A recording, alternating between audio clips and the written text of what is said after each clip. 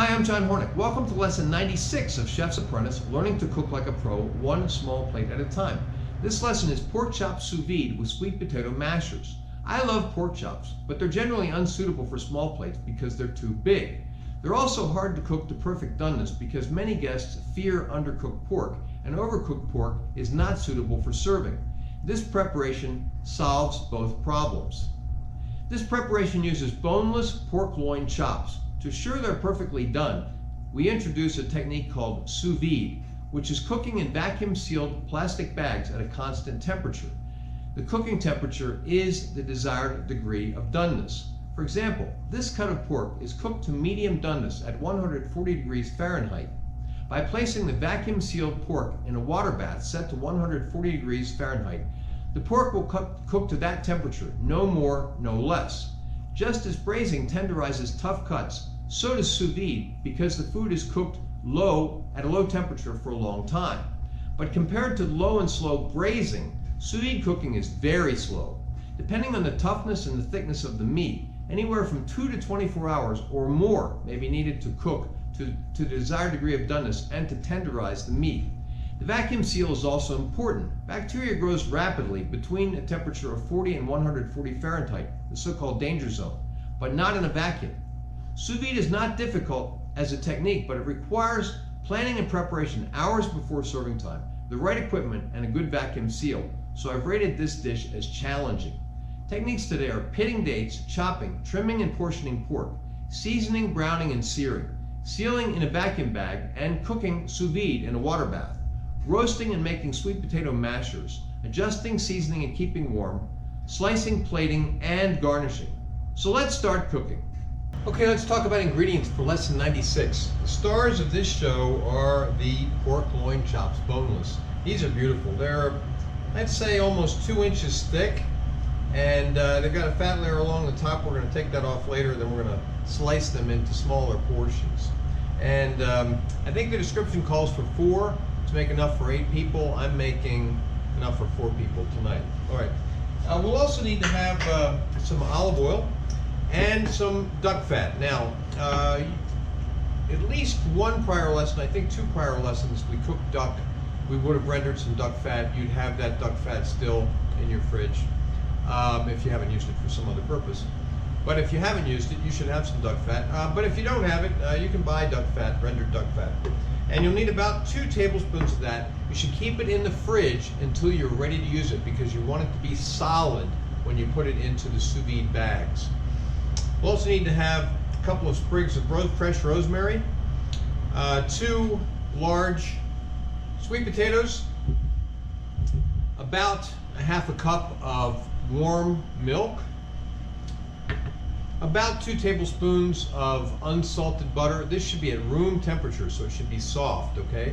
And I haven't cut the 2 tablespoons off of here, but I will do that later, but I'll probably just eyeball it too. About 2 tablespoons, room temperature, unsalted butter.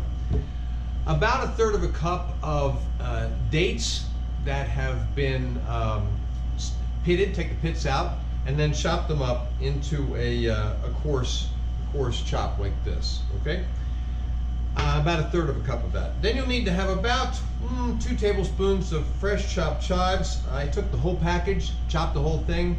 I'm going to use some fresh, and then whatever I don't use fresh, I'm going to dry them out so that I'd have them when I can't find chives. And you know, I have more trouble finding fresh chives, especially ones that look good, than anything. And then finally we'll need to have some kosher salt and peppermint. All right, that's all of our ingredients. We'll break, come back. I'll show you the equipment for lesson 96. Okay, for lesson 96, we're going to need a cutting board and chef's knife to chop those chives.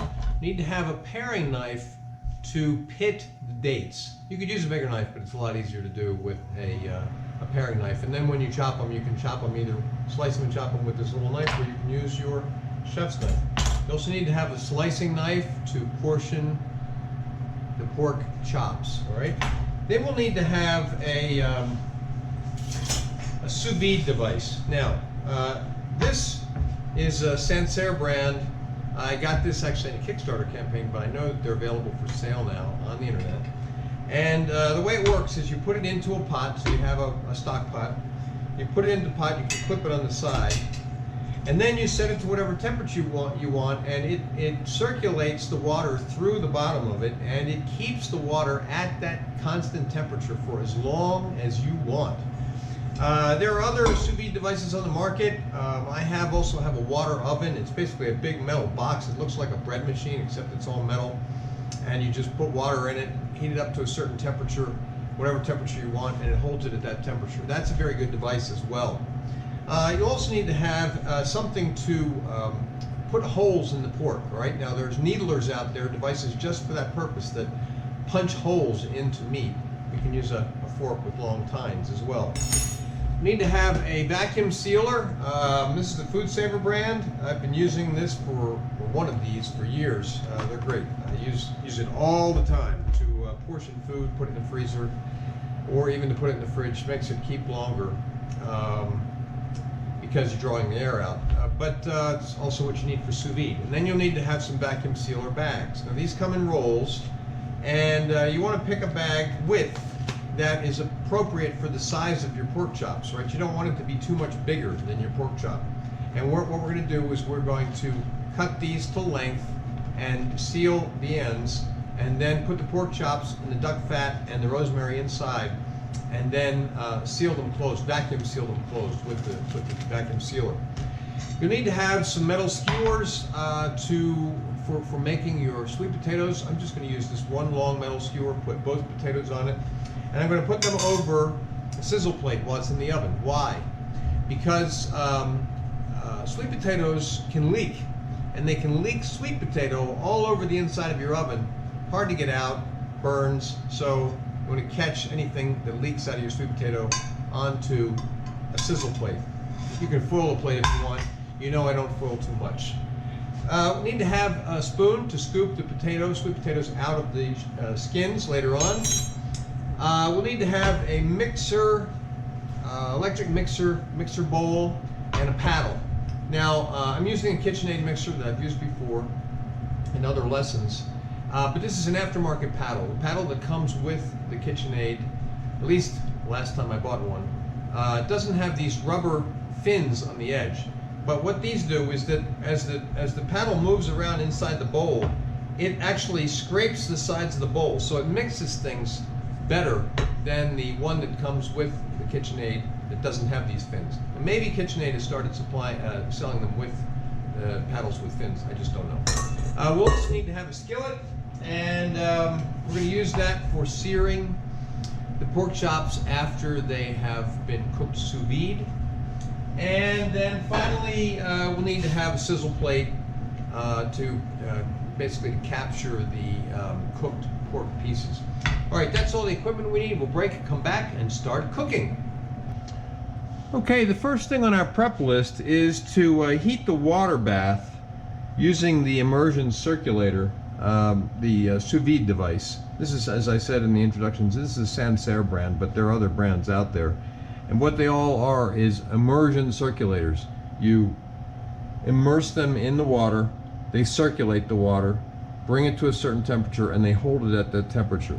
Now I've set this one to 140 degrees, and I am turning this on and setting it about 7 hours, a little more than 7 hours before serving time.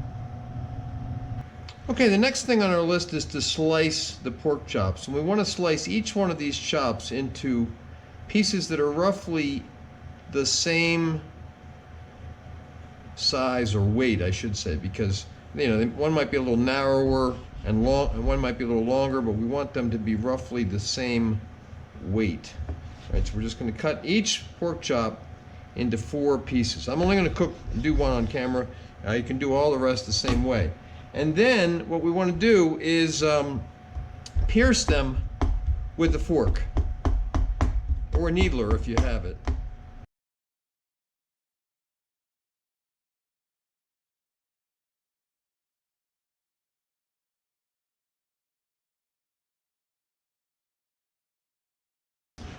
Okay, now we're going to pepper the pork. I'm not going to salt the pork. Why is that? Because sous vide intensifies the salt, okay? So we're not going to do that at this stage. We're going to do that later. but I am going to put some pepper on them. And you might also be asking, well, why did we needle them? Well, we're going to be putting them into the vacuum bags with the duck fat, and the vacuum will help to push the duck fat into the holes that we made in the pork. So it's partly to tenderize, and it's partly to make holes so that the duck fat can make its way into the pork. Okay, now we're going to use our vacuum bag, and I'm going to use my Ducari bag filler to put the pork pieces into the vacuum bag. And what I'm going to do is I'm going to line them up in there, and then I can't get 4 across, so I'm going to put one on the top. Okay, so they look like this. All right.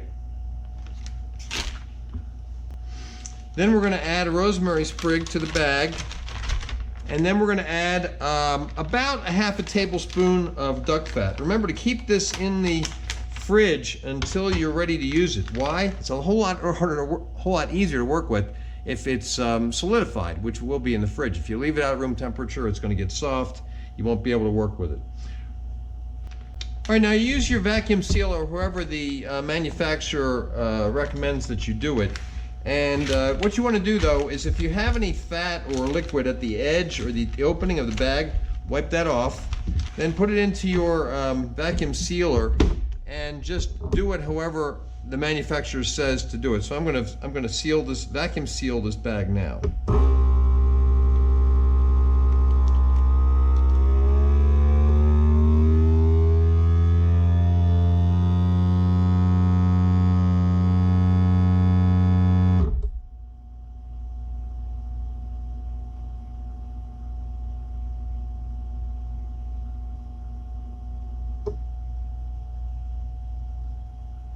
Okay, you can see that this bag is now sealed. We have our fat in there. What I want to do is I want to try to massage this fat around a little bit. It's hard to move it around a lot, but you can just spread it out a little bit in the bag, okay? Now I've done 1 pork chop in this bag. The description calls for 4 pork chops. If I was making all 4, I would have done 2 in this bag and 2 in the other bag. But since I'm only doing 2, I'm going to do 2 in this bag and 2 in, I'm sorry. Since I'm only doing 2 pork chops, I'm going to do 1 pork chop in this bag and 1 in the other bag. There, now we're ready to go into the water bath. All right, our water is up to temperature, which is 140 degrees Fahrenheit. I'm going to submerge the bag in the water and make sure that the pork is fully submerged. Now, it's going to be in there for 6 hours. I'm putting it in at 1:30 because I want to take it out at 7:30 and serve around 8 p.m. So we're just going to keep that now in the water bath at 140 degrees Fahrenheit for 6 hours.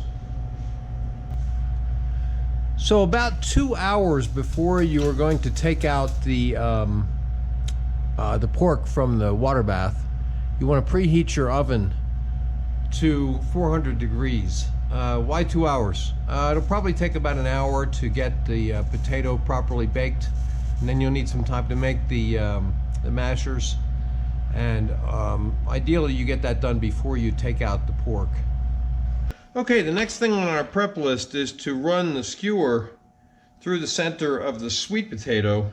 Remember, I'm going to put them both on the same skewer, and then we're going to put them into the oven on a sizzle plate for about 45 minutes. Then we're going to check them to see if they are tender. Okay, the potatoes have been in the oven for about 45 minutes, and they are very tender when you pierce them with a toothpick. Okay, now we are going to take these off of the skewer, but I'm going to do it partially on camera, partly off, because I don't want to put that hot sizzle plate on top of my cutting board. Okay, there we go. One of them's trying to run away. He knows what's coming. Okay, now what we want to do is slice them open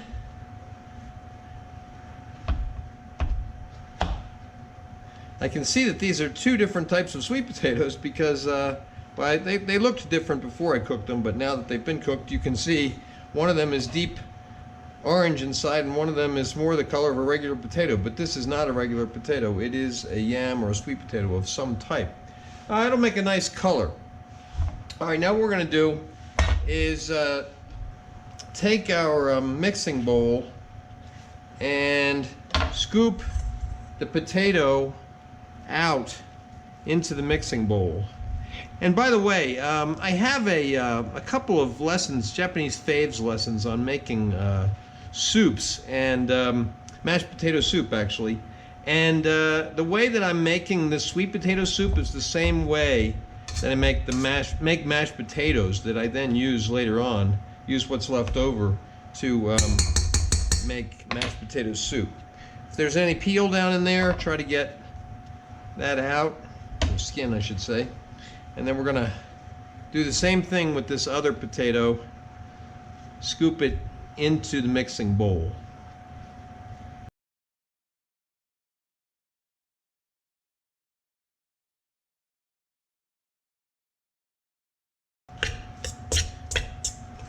Okay, I think we have gotten all of the skin out of there. Good. Okay.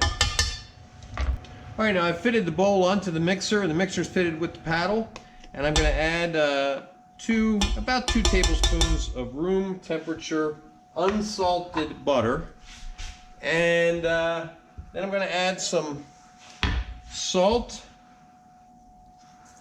Start lightly. We'll adjust it later.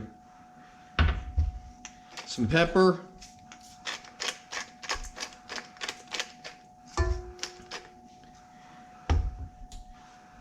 Lower the paddle, turn it on. Now we're going to drizzle in a little bit of warm milk. And we want to get it to be, you know, the consistency of mashed potatoes.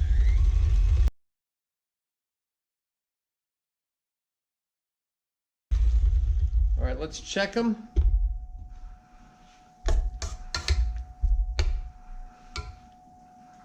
Taste. Very good. Needs a little bit of salt, not a lot, not a lot. I'm gonna give it a little bit more pepper. Stir it up.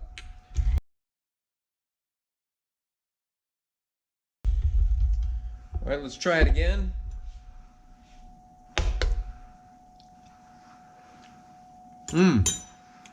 Perfect. Okay, now we want to keep these potatoes warm until we're ready to plate up. Okay, here's our bag that has been in the water bath for 6 hours. Now we're going to open it up and take out the pork pieces. Ooh, they're hot, hot, hot, hot, hot, hot, hot. Ready, okay.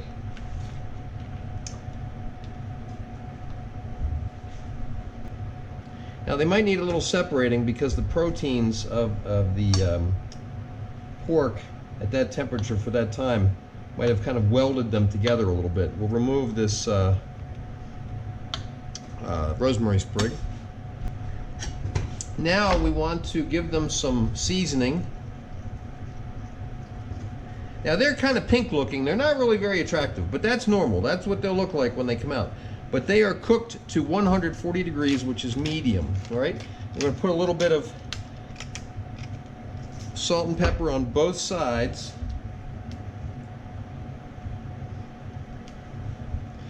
Not as much pepper though, because remember we did that before we put them in to the vacuum bag. A little salt. Okay. Now I want to oil them a little bit.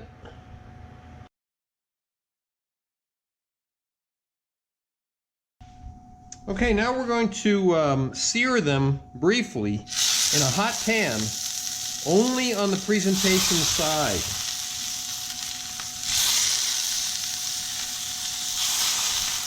And we don't want to cook them too much because right now they're exactly 140 degrees.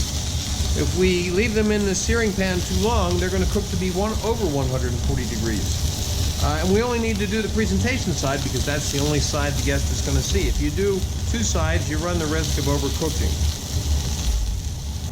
Okay, let's see how they're doing. Oh, that's beautiful. Beautiful. Beautiful. Good. All right, ready to plate. Okay, we're going to plate up while the pork is hot. We're going to place a dollop of the sweet potato mashers in the middle of each plate, and then we're going to plate 2 pieces of pork per person.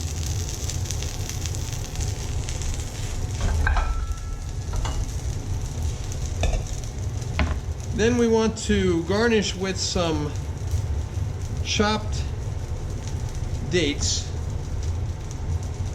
They're sticky little devils, so you need to pull them apart a little bit as you drop them onto the plate. And then some freshly chopped chives. And there we have it. That is lesson 96, pork chop sous vide with sweet potato mashers. You can see photos of the final dish at my Instagram, which is at Chef's Apprentice Cook Like a Pro. Next up is chickeny noodles soup. Not what you're expecting. Please remember to subscribe to my channel, and thanks for watching.